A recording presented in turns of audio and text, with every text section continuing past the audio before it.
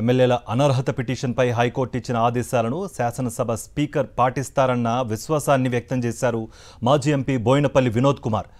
హైకోర్టుతో చీవాట్లు తినే వరకు పరిస్థితి తెచ్చుకున్నారని ఆయన వ్యాఖ్యానించారు. ఆ పిటిషన్స్ని విచారించి మరి దానిపైన ఒక నిర్ణయం తీసుకోవాలని చెప్పి హైకోర్టు ఆదేశించింది.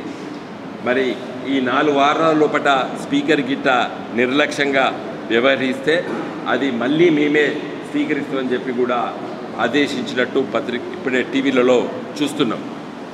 సరే, ఈ వార్త వేచి చూడాలి. స్పీకర్ గారు 4 వారాల్లో మరి దానిపైన చర్యలు తీసుకుంటారని చెప్పి ఆశిస్తున్నాం. ఇలా 10th షెడ్యూల్లో స్పీకర్ 4 వారాల లోపల దరఖాస్తు ఇచ్చిన తర్వాత డిస్పోజ్ చేయాలని చెప్పి దాన్ని రాస్తే ఈ డుల్లే ఉండకపో, ఈ కోర్టులో ఉండకపో.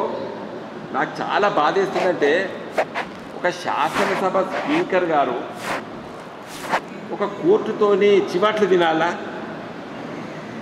కాబట్టి దయచేసి ప్రసాద్ గారు, తెలంగాణ రాష్ట్ర శాసనసభ స్పీకర్ గారు, మీరు ఈ రేవంత్ రెడ్డి మాటలు, రాహుల్ గాంధీ మాటలు, ఖార్గే గారి మాటలు వినకండి.